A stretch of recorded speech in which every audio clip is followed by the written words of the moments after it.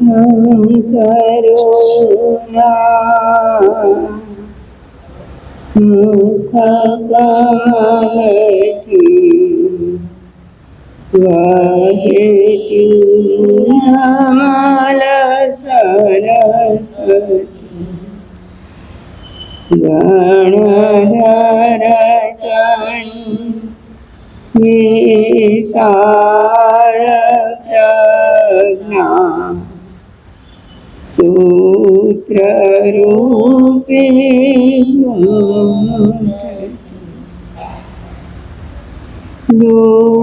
દુઃખી અને પાપી કણા દુઃખ પાપને નિવારતી ચિનવાણી મૈયા તુજ કૃપાથી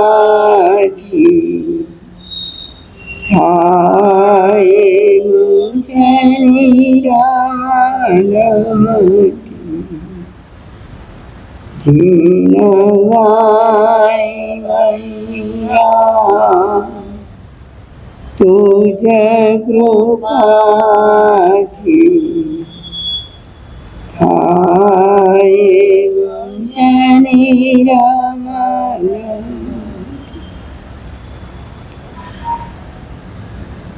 સમગ્ર સંસારે ચર અચર ભાવ પ્રગટતા જુએ છે જે તત્વે સહજ વ્યય ઉત્પાદ ધ્રુવતા પરમ સાક્ષી જેવો જગત જનના છે રવિ સમા મહાવીર સ્વામી નયન પથગામી ચિનવરા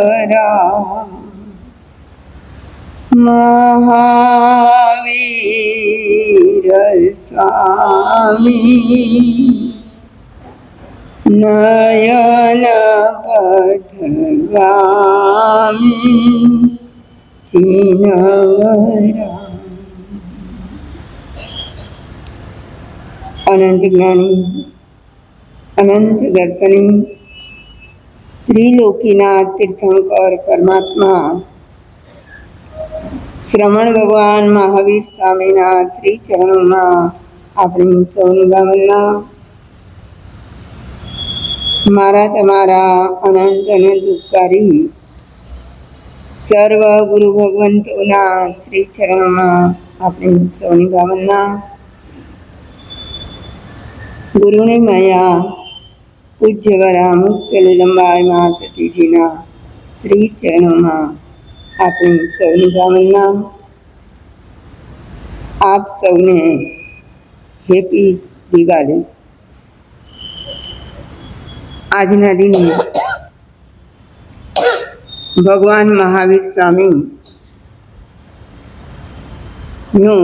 નિર્વાણ કલ્યાણક મનાવાય છે.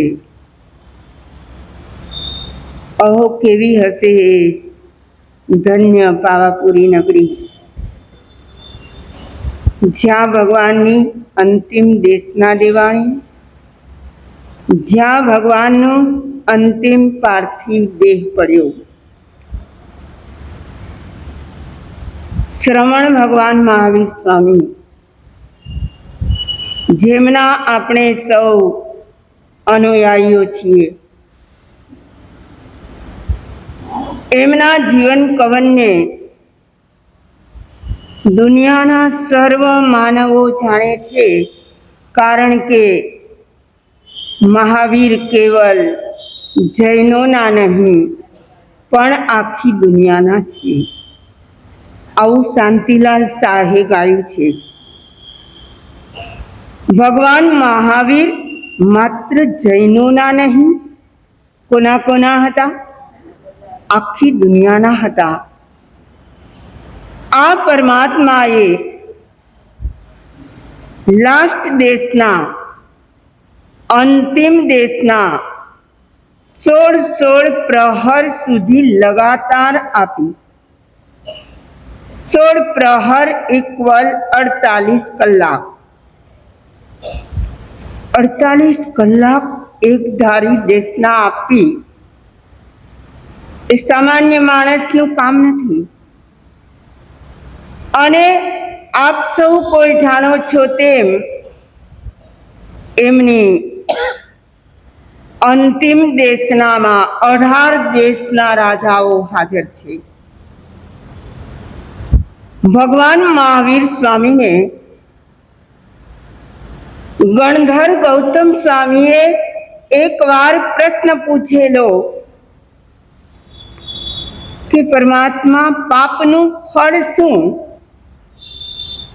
અને પુણ્યનું ફળ શું? ભગવાને પાપના ફળ રૂપે અંતિમ દેશનામાં શ્રી દુઃખ વિપાક સૂત્રની પ્રરૂપણા કરી અને પુણ્યના ફળ રૂપે શ્રી સુખ વિપાક સૂત્રની પ્રરૂપણા કરી. સુખ વિપાક અને દુઃખ વિપાકના મેન અધ્યયનોની તમને ખબર છે. સુખ વિપાકના મેન પાત્ર હતા શ્રી સુબાહુ કુમાર. એમના જીવનને તપાસીએ તો આખો સુબાહુ કુમારનો અધિકાર છે. દુઃખ વિપાકના મેન છે મૃગાલોઢિયા, અને એમણે પૂર્વ જન્મમાં કેટલા ઇકાઈ રાઠોડના ભવમાં પાપો કર્યા હતા. એનું પરિણામ એમને શું ભોગવવું પડ્યું, આ બધું વર્ણન દુઃખ વિપાકમાં છે. અંતિમ દેશનામાં પરમાત્માએ દુઃખ વિપાકના 55 અધ્યયનો કહ્યા અને સુખ વિપાકના પણ 55 અધ્યયનો.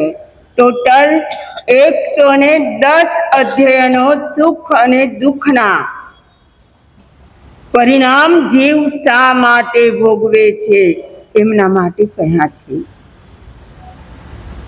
વર્તમાને આપણને જ્યાં જે વ્યક્તિના જીવનમાં સુખ કે દુઃખ જોવા મળતા હોય એમના સમાધાન ક્યાં મળે? આ બંને સૂત્રોમાં કે પાપ કરે એમને દુઃખ ભોગવવું પડે અને પુણ્ય કરે એમને સુખ ભોગવવાનો સમય આવે. એ ઉપરાંત ભગવાને આખું ઉત્તરાધ્યયન સૂત્ર,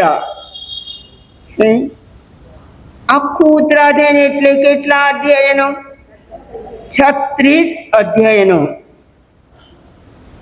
આપણે આ 36 અધ્યયનોને કદાચ એક નહીં, 2 નહીં, 3 ચાતુર્માસ 12 મહિના વિતાવીએ તો પણ યથાર્થ જાણી ના શકીએ, એટલી એમની ગહનતા છે.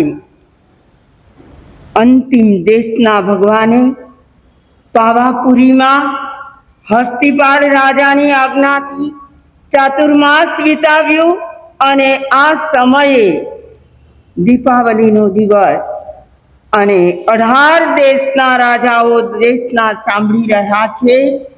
110 અધ્યયનો તો દુઃખ વિપાક અને સુખ વિપાકના થયા. પહેલા કયું અધ્યયન? દુઃખ વિપાક કે સુખ વિપાક? પહેલા કયું? દુઃખ વિપાક. પહેલા દુઃખ વિપાકની પ્રરૂપણા થઈ અને ત્યાર પછી સુખ વિપાકની પ્રરૂપણા થઈ. દુઃખ પહેલા બતાવીને કે આવું કરે તો પરિણામ આ હોય, અને ફરી બતાવ્યું કે જો પુણ્યના કાર્યો કરે તો એનું પરિણામ આવું હોય. અને સામાન્ય જનમાનસમાં પણ એવું હોય. દરેક લોકો માનતા હોય કે જીવનમાં પણ દુઃખ પહેલા આવી જાય તો સારું. આવું ઈચ્છો કે ના ઈચ્છો? દુઃખ પહેલા આવી જાય અને પછી સુખનો વારો આવે તો જીવને ગમે. પણ જો પહેલા સુખમાં ઉછર્યા હોય અને પછી દુઃખ આવે તો અકારું લાગે. હા, અકારું લાગે કહું છું ને. તો મારે એ કહેવું છે કે ભગવાને પણ દુઃખ અને દુઃખના પરિણામો પહેલા કહ્યા છે અને સુખના પરિણામો પછી બતાવ્યા છે. હવે જ્યારે ઉત્તરાધીનની શરૂઆત થાય, 36 અધ્યયનો છે. આ 36 અધ્યયનના સાર રૂપે માત્ર એમના નામ બોલીએ ને તો પણ આપણને ખ્યાલ આવી જાય કે પેલા અધ્યયનમાં શું વાત છે, બીજામાં શું છે, ત્રીજામાં શું છે. પહેલા અધ્યયનમાં વિનયની વાતો છે. વિનવો ધમ્મસ્સ મૂલો. વિનય ધર્મનું મૂળ છે. એટલે ભગવાને પહેલી પ્રરૂપણા વિનયની કરી. બીજા નંબરે પરિસહ. જીવન છે તો ઉપસર્ગો અને પરિસહો આવવાના જ છે. કોઈ વ્યક્તિ એમ ના કહી શકે કે અમારા જીવનમાં કાંઈ તકલીફ આવી નથી અને આવશે પણ નહીં. કહી શકાય નહીં. તો બીજું અધ્યયન છે પરિસહનું, 22 પરિસહો. ત્રીજું અધ્યયન છે 4 અંગની દુર્લભતા. માણુસ સત્તમ સુઈ શ્રદ્ધા સંજમમીય વીર્યં. ચોથું અધ્યયન છે અસંખ્યં જીવીય માપમાયી. હે પરમાત્મા, માનવનું જીવન અસંસ્કૃત છે. અસંસ્કૃત એટલે શું? એકવાર તૂટ્યા પછી એને જોડી શકાતું નથી. અસંસ્કૃત જીવન છે. 5મા અધ્યયનમાં સકામ મરણ અને અકામ મરણની વાતો કરી છે. સકામ મરણ એટલે પંડિત મરણ. જીવન મળ્યું પછી મરણ કેવું આવશે એ પણ પોતાના પર નિર્ભર છે. મરણ કેવું લાવવું એ પણ આપણા પર જ નિર્ભર છે. તો સકામ મરણ અને અકામ મરણ એટલે દુર્ગતિએ જવા જેવા છેલ્લા સમયોમાં પીડિત થતા પીડા ભોગવતા મૃત્યુ થાય. 6થા અધ્યયનમાં બતાવ્યું અવિદ્યા. જાવંત વિદ્યા પુરુષા સવ્વે તે દુઃખ સંભવા. શું કહે છે? જેટલા અવિદ્યાવાન પુરુષો છે, પુરુષો માને પુરુષ એટલે આત્મા. પુરુષ કહું એટલે સ્ત્રીઓ ના આવે એમાં એવું નહીં. જેટલા અવિદ્યાવાન અજ્ઞાની આત્માઓ છે, સવે તે દુઃખ સંભવા, સર્વ દુઃખને પ્રાપ્ત કરનારા છે. 7મા અધ્યયનમાં એલકની વાત છે. એલક એટલે બોકડો.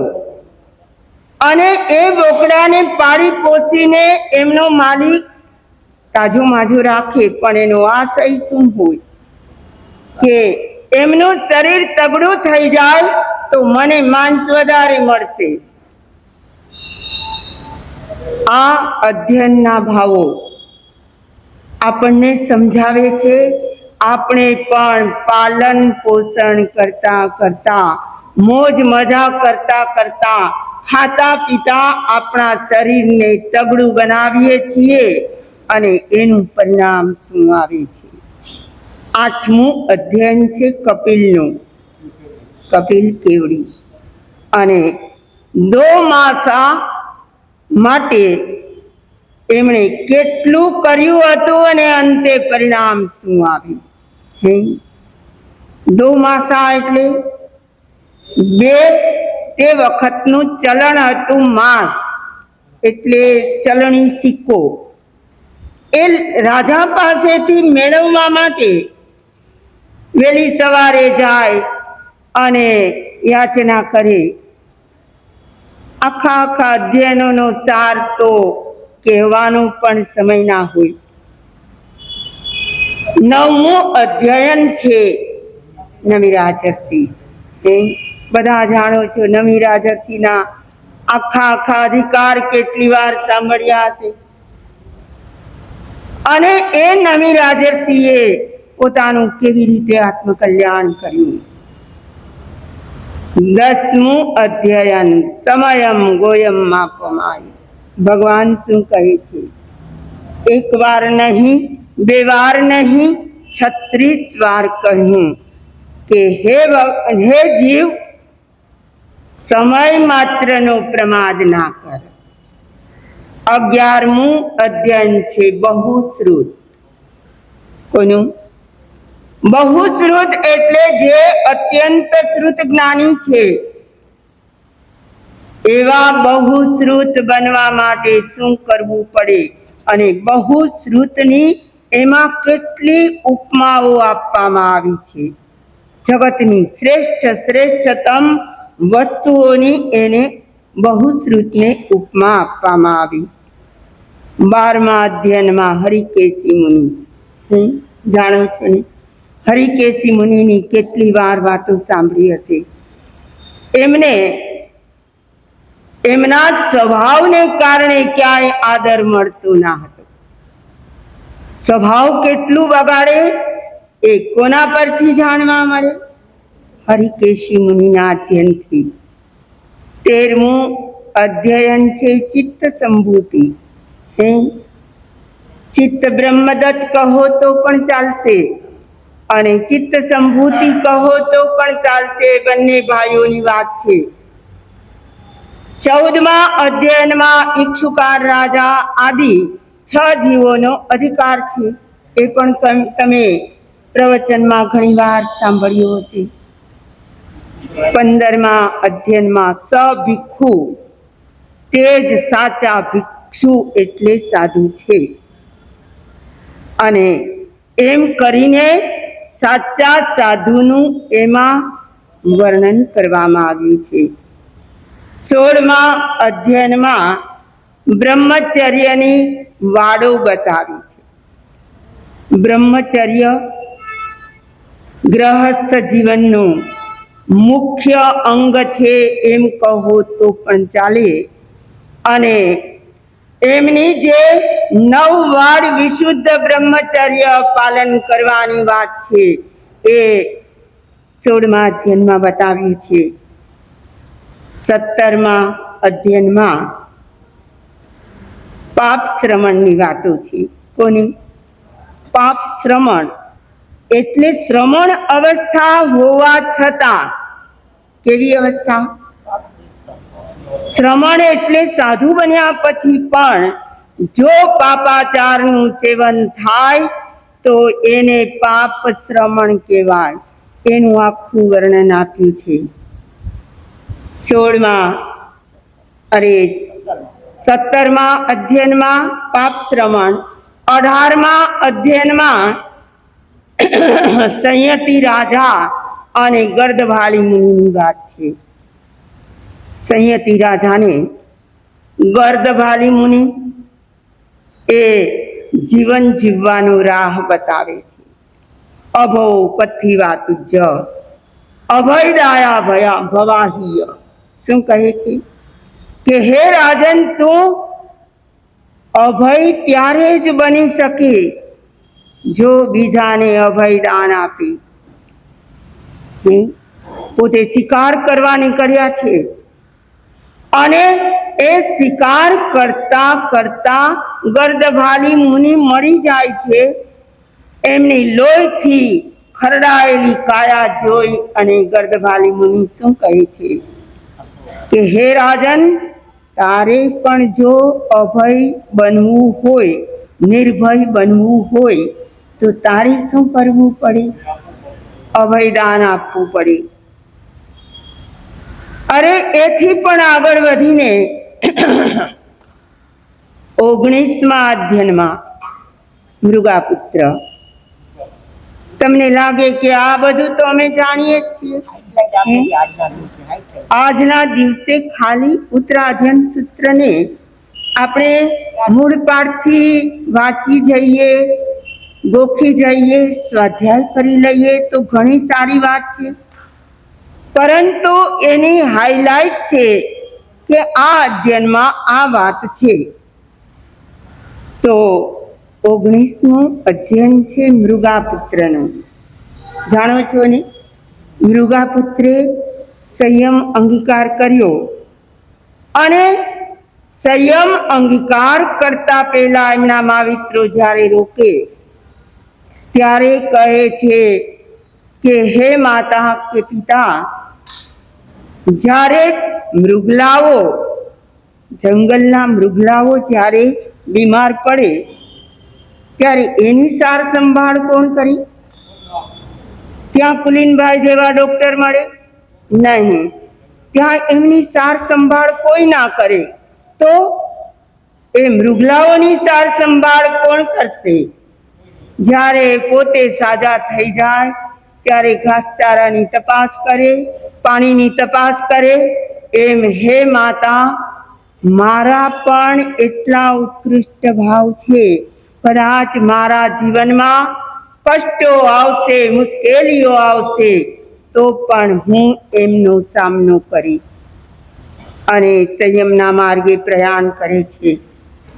આ છે 19મું મૃગાપુત્રનું અધ્યયન. 20મું છે અનાથી મુનિનું. જાણો છો અનાથી મુનિની વાતો? શ્રેણિક મહારાજા મળે છે. અનાથી મુનિરાજ છે અને શ્રેણિક મહારાજા એમને પૂછે કે આવી તરુણ વયમાં તમે સંયમ કેમ લીધો? અને જવાબ શું મળ્યો? હું અનાથ હતો. અને શ્રેણિક મહારાજા કહે હું તારો નાથ બની જાઉં. ત્યારે કેટલી ખુમારીથી કહે કે રાજન, તું પોતે અનાથ, મારો નાથ કેમ બની? તો આવા એક એક અધ્યયનના ભાવો.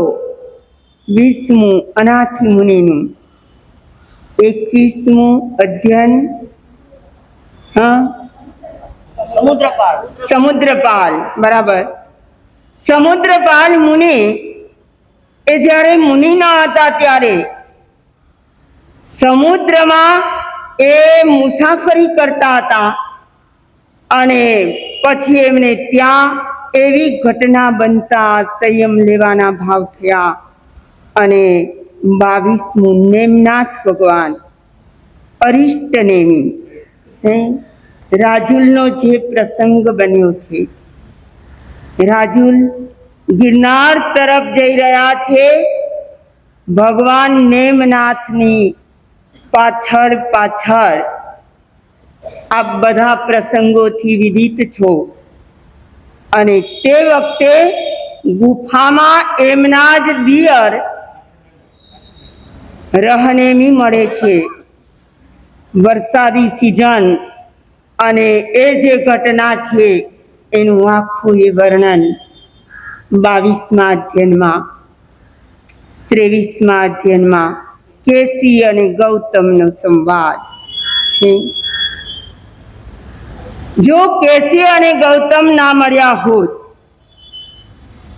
તો આ અવસર્પિણી કાળના પ્રશ્ન મંચની શરૂઆત ના થઈ હોત. આ અવસર્પિણી કાળમાં અત્યારે ઘણા લોકો કહેતા હોય અમારે ત્યાં પ્રશ્ન મંચ છે, તમને આમંત્રણ મળે, અહીંથી 5 બહેનો જાય, બીજા ગામથી 5 બહેનો આવે, એમને કઈ પ્રશ્ન પૂછવામાં આવે, અથવા તો જે સ્થાનમાં ચોમાસા હોય ત્યાં પ્રશ્ન મંચની આયોજના કરવામાં આવે. પણ આ પ્રશ્ન મંચની શરૂઆત ક્યારથી થઈ? પ્રશ્ન મંચની શરૂઆત ક્યારથી થઈ? 23માં કેસી ગૌતમના અધ્યયનથી એમની શરૂઆત થઈ છે. તો આ 23મા અધ્યયનમાં ભગવાન ગૌતમને પ્રશ્નો પૂછવામાં આવ્યા કે કેસી સ્વામીને? કોને પ્રશ્નો પૂછ્યા છે? કેસી સ્વામીએ, અને જવાબ મળ્યા છે ગૌતમ સ્વામી તરફથી. બરાબર છે? તમે વાંચ્યું છે, સાંભળ્યું છે? કેસી ગૌતમનો સંવાદ 23મા અધ્યયનનો અધિકાર ઘણા મહાસતીજીઓ અહીં ચોમાસામાં પણ લેતા હોય. એમાં કેસી સ્વામીએ પ્રશ્ન કર્યા છે, એમના પરિવાર સાથે આવ્યા, અને ગૌતમ સ્વામી પણ એમના પરિવાર સાથે આવ્યા. એક જ નગરીમાં ભેગા થયા છે, પ્રશ્ન ચર્ચાઓ ચાલે છે, અને એમાં પાર્શ્વનાથના અનુયાયી કેસી સ્વામી રંગબેરંગી વસ્ત્રો, જરિયન વસ્ત્રો ધારણ કર્યા છે, અને ભગવાન મહાવીરના શ્વેત વસ્ત્રધારી, અને એ બંને ગોચરીમાં જ્યાં ભેગા થયા ત્યારે એમને થયું કે મુપતિ છે, રજોહરણ છે, પણ એ જરિયન વસ્ત્રો ધારણ કરે છે, રંગબેરંગી પહેરે છે, આપણે શ્વેત પહેરીએ છીએ, શું કારણ હશે?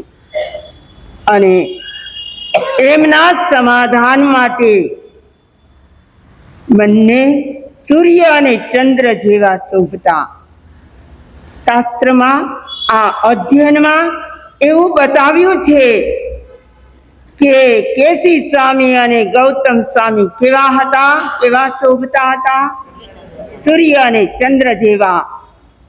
એક પાર્શ્વનાથના અનુયાયી, એક ભગવાન મહાવીરના અનુયાયી. અને એમના શંકાને સમાધાન થયા, પ્રશ્નો પૂછાયા અને ઉત્તરો પણ મળ્યા. તો આ થઈ 23મા અધ્યયનની વાત. 24મા અધ્યયનમાં 5 સમિતિ. કઈ કઈ? ઈર્યા, ભાષા, એસના, આદિ છે, આયાણ, ભંડમત, નિખેવણા, ઉચ્ચાર, પાસણ, ખેલ, જલ, સિંઘાણ, પારિઠાણિયા સમિતિ. 24મા અધ્યયનમાં 5 સમિતિનું વર્ણન. આ 5 સમિતિ કોને પાડવાની હોય? સાધુ સાધ્વીને. આ નિયમ તો સાધુ સાધ્વીનો જ છે. હા, પણ તમે પણ જ્યારે પૌષધ કરો ત્યારે, તમે જ્યારે સામાયિક કરો ત્યારે, અલ્પ સમય માટે પણ તમારી તે વખતની સાધુતા છે, એટલે ત્યારે પણ તમારે એનું પાલન કરવાનું હોય. તો 24મું અધ્યયન છે 5 સમિતિ. અને ત્યાર પછી 25મા અધ્યયનમાં સાચો યજ્ઞ કયો? તે વખતમાં યજ્ઞ યાગની પ્રથા હતી. કહેવાય છે ભગવાન મહાવીરનું આખું શાસન જ્યારે જન્મ્યા ત્યારથી 2 સંસ્કૃતિ, એક શ્રમણ સંસ્કૃતિ અને બીજી બ્રાહ્મણ સંસ્કૃતિ. અને બ્રાહ્મણ સંસ્કૃતિના હિમાયતીઓ, એમને માનનારાઓ યજ્ઞ યાગ કરાવતા, અને યજ્ઞમાં પણ શું કરતા? યજ્ઞમાં પણ એ નર યજ્ઞ પણ કરે અને પશુ યજ્ઞ પણ. માત્ર એમાં જવ કે તલ કે એવું જ હોમે એવું નહીં. પશુ અથવા માનવને પણ હોમી દેતા. અને આવા હિંસાના તાંડવ આખા એ જગતમાં હતા, એ દૂર કોણે કરાવ્યા? શ્રમણ ભગવાન મહાવીર સ્વામીએ યજ્ઞના સ્થાનોમાં જઈને બ્રાહ્મણોને ઉપદેશ આપ્યો અને એ બધાને અહિંસા ધર્મ સમજાવ્યો. 26મા અધ્યયનમાં ફરી પાછી ગૌતમ સ્વામીને ભગવાને 5 મહાવ્રત અને 5 સમિતિ અષ્ટ પ્રવચનની વાતો કરી. અષ્ટ પ્રવચન માતા એનું વર્ણન કર્યું. અને આ અષ્ટ પ્રવચન માતાના ખોળે રહેલા સર્વ સાધુ સર્વ સાધ્વીજીઓ એટલા બધા નિષ્ફિકર થઈને જીવી શકે એવું એમનું પવિત્ર જીવન હોય છે.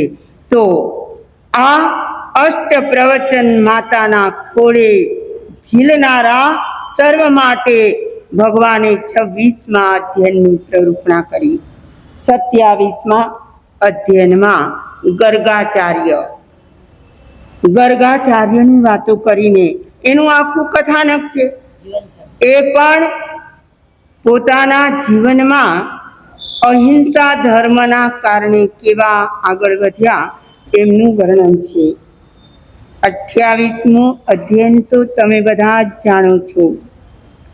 નાણમ ચ દંસણમ ચેવ ચરિતમ ચ તવોતઃ એ સમભૂતિપનત્તો જીણે હિં વરદંસિંહ. પહેલી ગાથા છે 28મા અધ્યયનની. જ્ઞાન દર્શન ચારિત્ર અને તપ આ મોક્ષનો માર્ગ છે. કોણ નથી જાણતું? સર્વ કોઈ જાણે છે. મોક્ષનો માર્ગ કયો છે એ તો ખબર પડી ગઈ, પણ આપણે હજુ એનું આચરણ કરતા નથી.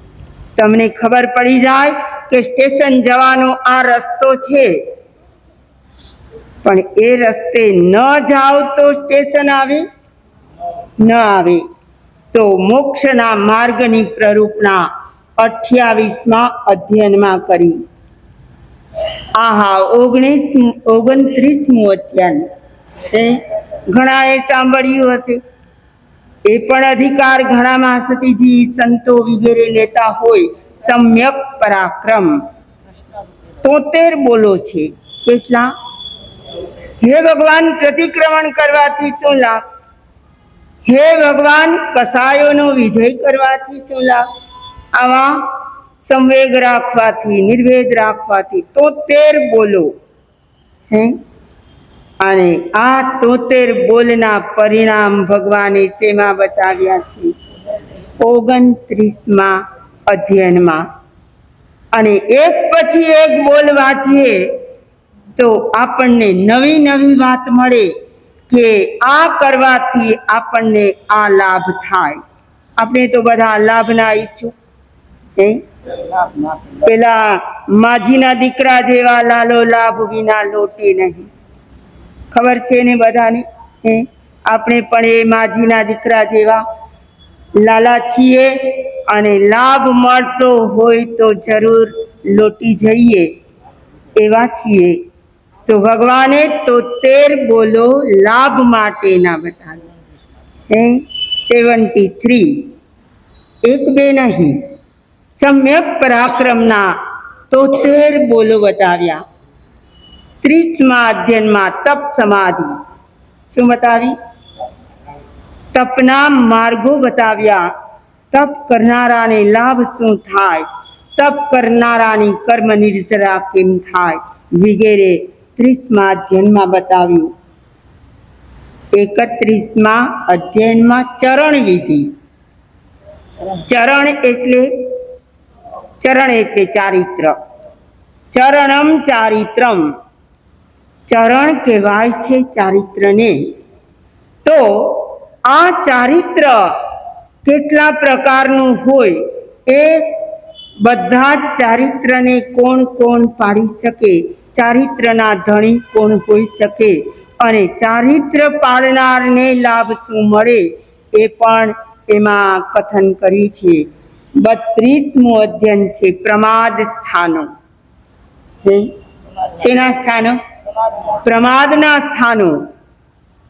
એટલે મારો કે તમારો પ્રમાદી આત્મા કયા કયા સ્થાને પ્રમાદ કરે છે અને એ સ્થાનોનું પ્રરૂપણ કરીને ભગવાન બતાવવા ઈચ્છે છે કે જેમણે પ્રમાદ કર્યો છે એ વ્યક્તિની અધોગતિ નોતરાય છે. આપણે અધોગતિએ ન જવું હોય તો શું કરવાનું? પ્રમાદ છોડવાનો. પ્રમાદ છોડીને શું કરવાનું? ધર્મમાં અને આત્મામાં લીન થવાનું. એને કહેવાય છે પ્રમાદ ત્યાગ, અપ્રમત્ત દશા. અને જે અપ્રમત્ત બને એમને આગળ જવાની શક્યતા છે. હું અને તમે કહી દઈએ મોક્ષમાં જવું છે, એમ આપણો મોક્ષ થઈ શકે નહીં. હજી 33મા અધ્યયનમાં કર્મ પ્રકૃતિ, કમ્મપયડી અધ્યયનનું નામ છે. કર્મની પ્રકૃતિઓ કઈ કઈ જગ્યાએ બતાવી છે. આ 33મા અધ્યયનમાં તમારા કર્મ પ્રકૃતિના થોકડામાં 6 કર્મ ગ્રંથોમાં અને કમ્મપયડી નામના ગ્રંથમાં કર્મવાદ ભર્યો છે.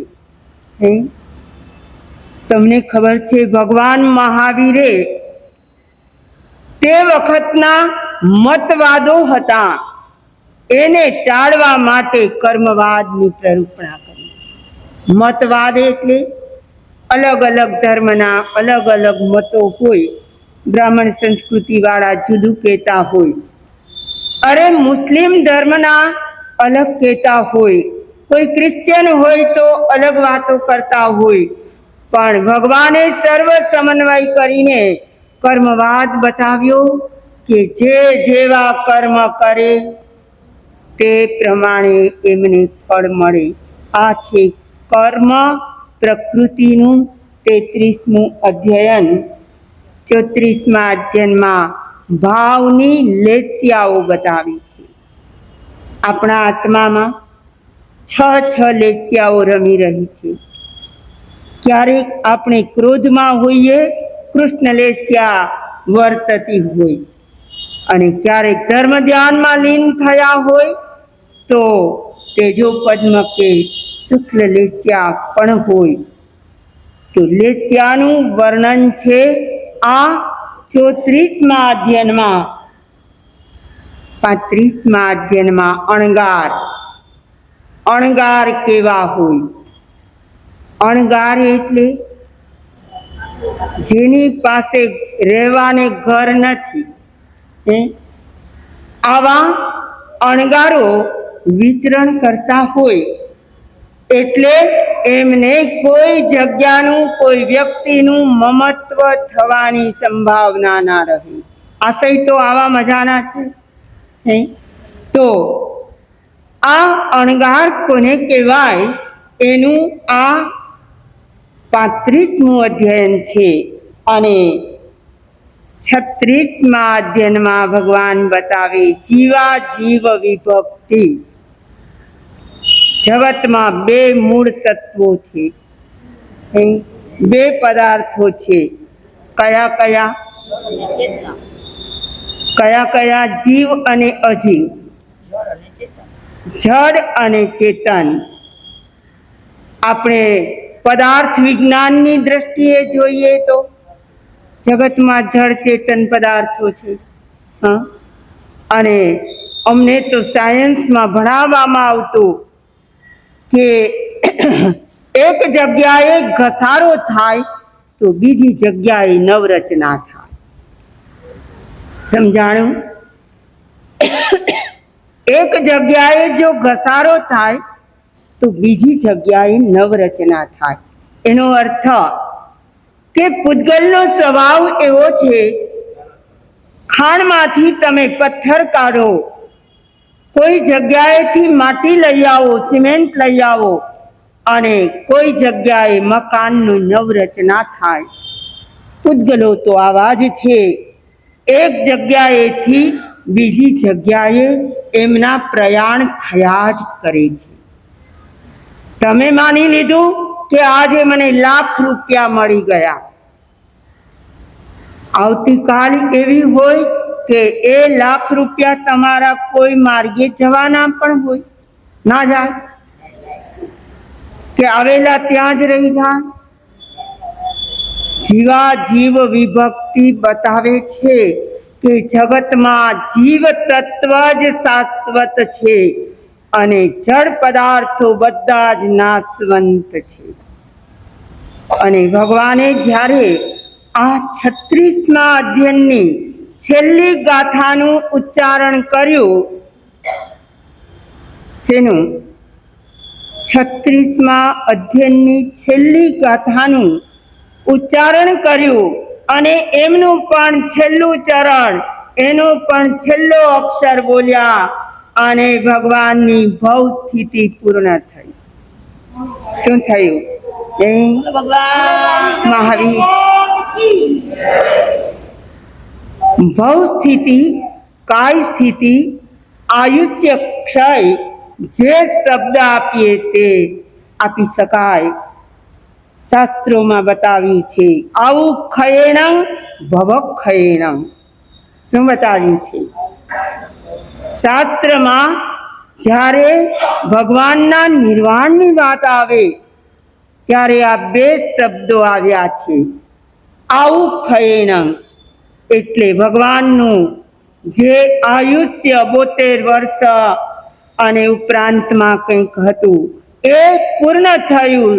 થી ખયેણં એની મનુષ્ય ગતિની સ્થિતિ પૂર્ણ થઈ અને ભવક્ષયેણં આ મનુષ્ય ભવનો ક્ષય થયો. હવે ભગવાન ક્યાં મળશે?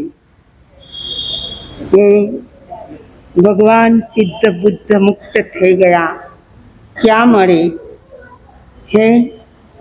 શાસ્ત્રમાં અને દિવાળી કલ્પમાં એક ગ્રંથ છે દિવાળી કલ્પ, એમાં બતાવ્યું છે કે ભગવાન મહાવીર જેવા નિર્વાણ પામ્યા અને તે વખતે એમનું જેટલું આયુષ્ય હતું, જેટલી સ્થિતિ હતી, જે સ્થિતિ ભોગવીને એ ગયા અને આ અવસર્પિણી કાળમાં તીર્થંકરોનો વિરહ ચાલુ થયો.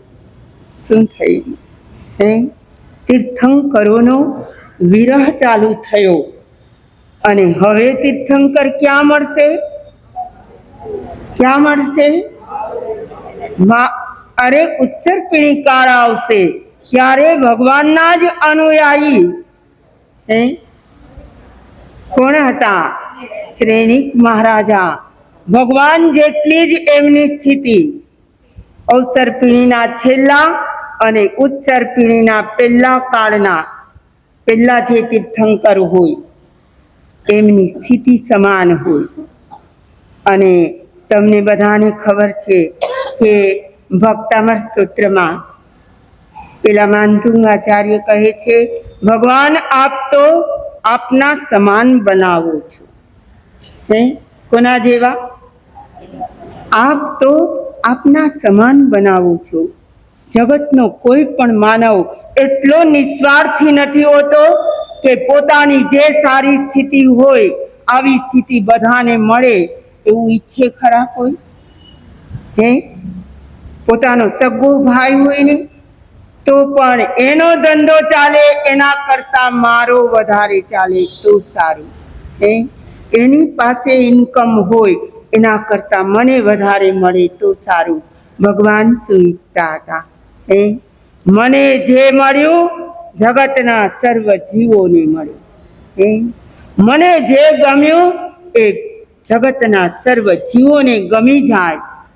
અને એવી ભાવનાથી શ્રેણિક મહારાજામાં એવું સિંચન થયું હશે કે એમણે આગામી ભવનું તીર્થંકર નામ ગોત્ર ઉપાર્જન કરી લીધું. અને કેવા તીર્થંકર બનશે? જેવા ભગવાન મહાવીર હતા આ અહીં છેલ્લા તીર્થંકર અને શ્રેણિક મહારાજા ત્યાં પહેલા તીર્થંકર, બંનેનું આયુષ્ય અવગાહના બધું જ સમાન. ભગવાને પોતાના સમાન બનાવ્યા અને ભગવાન સ્થિતિ આયુષ્ય પૂર્ણ કરી અને મોક્ષમાં બિરાજી ગયા. આહા, આજે એમનું આ નિર્વાણ કલ્યાણ, એમની અંતિમ દેશના શ્રી ઉત્તરાધ્યન ચિત્ર. અને ઉત્તરાધ્યનનો અર્થ છે ઉત્તર અધ્યયનમ. ઉત્તર એટલે શ્રેષ્ઠતમ અધ્યયનો જેમાં આપવામાં આવ્યા છે. અને જેમ બીમાર પિતા પોતાની પથારીમાં સૂતા સૂતા પોતાના પરિવારને હિત શિખામણો દેતા જાય, શું કરે પિતા? શું કરે? પરિવારને હિત શિક્ષા આપતા જાય. એમ આપણા પરમ પિતા ભગવાન મહાવીર સ્વામીએ અંતિમ દેશના આપીને જગતના સર્વ જીવોને અંતિમ દેશનામાં કેટલી હિત શિખામણો આપી છે. આવા પરમાત્મા મહાવીર સ્વામી, એમનું આજે નિર્વાણ કલ્યાણક. અને આજથી, આ દિવસથી એટલે કે નિર્વાણ કલ્યાણકના દિવસથી આ અવસર્પિણી કાળમાં હવે કોઈ તીર્થંકર થવાના નથી. અને સાથોસાથ કહેતા આનંદ પણ થાય કે તીર્થંકરની ગેરહાજરીમાં જો સાચા ગુરુ મળી જાય, શું મળી જાય?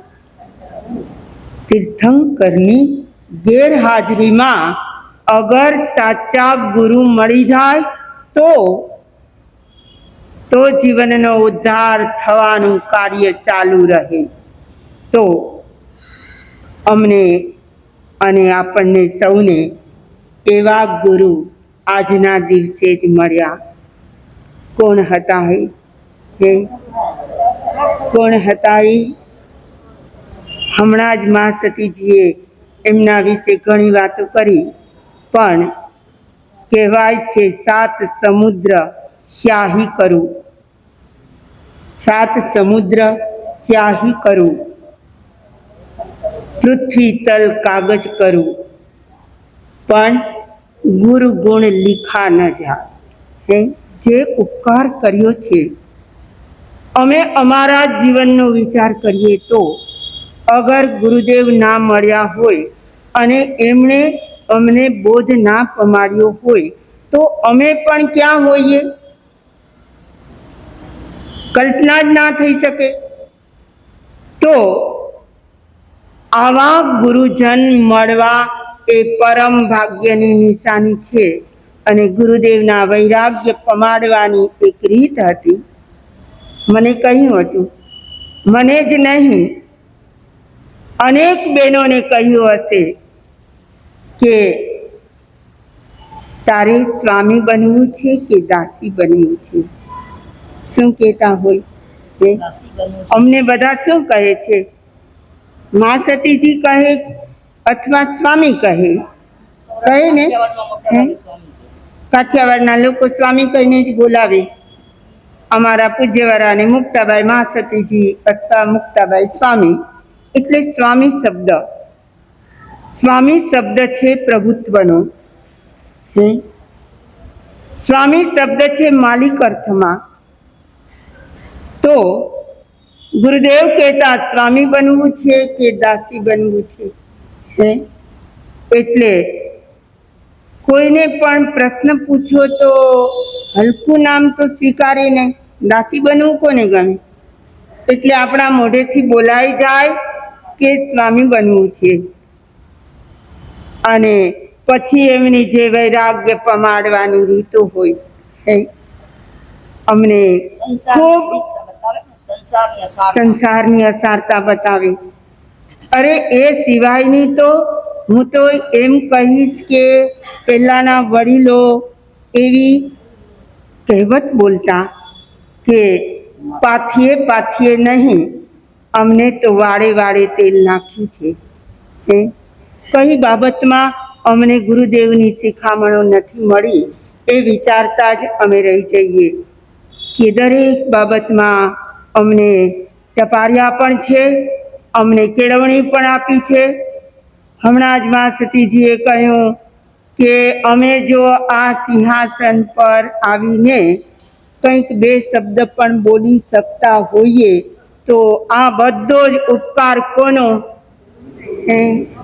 પૂજ્યપાદ ગુરુદેવ તપ સમ્રાટ રતિલાલજી મહારાજ સાહેબ અને જ્ઞાન સાધક પૂજ્યપાદ ગુરુદેવ હસમુખ મુનિ મહારાજ સાહેબ અને આજ ઘાટકોપરના એક શ્રાવક જે બધા જ ઓળખે છે, દુર્લભજીભાઈ ખેતાણી. અમે જ્યારે વિદ્યાપીઠમાં આવ્યા ત્યાર પહેલાની વાત કરું છું. વિસાવદરમાં પૂજ્યપાદ ગુરુદેવ હસમુખ મુનિ બધા બિરાજતા હતા. અમારો આખો પરિવાર હતો અને તે વખતે વેરાવળમાં જે દીક્ષા થઈ હતી પૂજ્ય રાજુલબાઈ માસતી અને પ્રજ્ઞાબાઈ માસતીજી. પ્રજ્ઞાબાઈ એટલે પૂજ્ય પ્રાણકુંવરબાઈ માસતીજીના શિષ્યા અને રાજુલબાઈ એટલે અમારા ગુરુબેન લીલમબાઈ માસતીજીના શિષ્યા. એ બંનેની વડી દીક્ષાનો પ્રસંગ હતો અને દુર્લભજીભાઈ ખેતાણી ઘાટકોપરથી ત્યાં આવ્યા હતા અને એમણે ગુરુદેવને વાત કરી, આટલો મોટો પરિવાર છે, એમના માટે વિદ્યાપીઠની શરૂઆત કરવી છે, તમે બધાને લઈને આવો. અને એ વાત પૂજ્ય ગુરુદેવને જચી ગઈ અને હસમુખ મુનિ મહારાજ સાહેબે ખૂબ સાથ સહકાર આપ્યો. જો આ બે ગુરુ ભગવંતો અમને ના મળ્યા હોત તો અમે આ સંસારમાં ક્યાંક ફેંકાઈ ગયા હોત. એકે અમને વૈરાગ્ય પમાડ્યો અને એકે અમને જ્ઞાન ધ્યાનમાં ખૂબ આગળ વધાર્યા.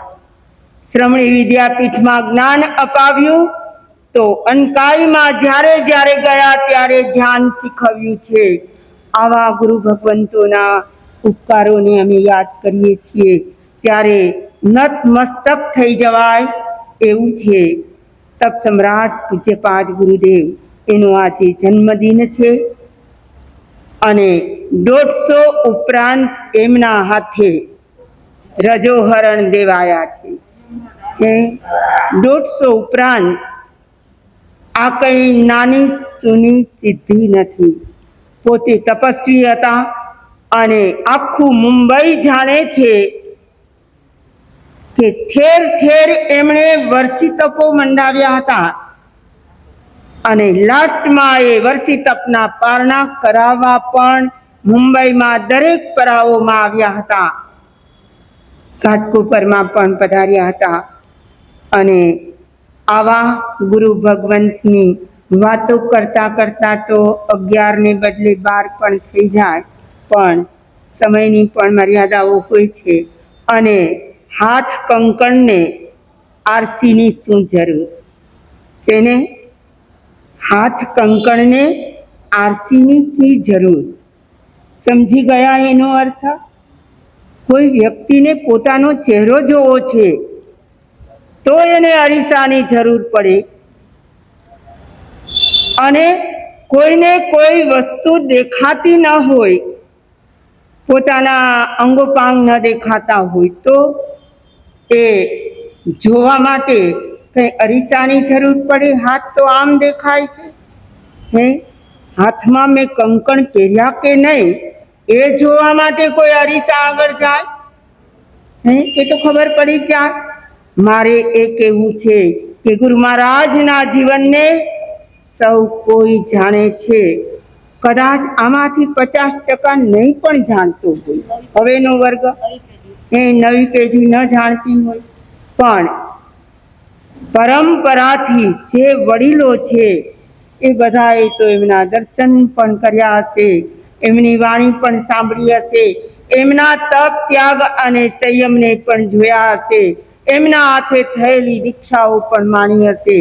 તો આવા તપ સમ્રાટ પૂજ્યપાદ ગુરુદેવ અમારા મહાન ઉપકારી અને આજે એમના જન્મદિનને આપણે મનાવી રહ્યા છીએ.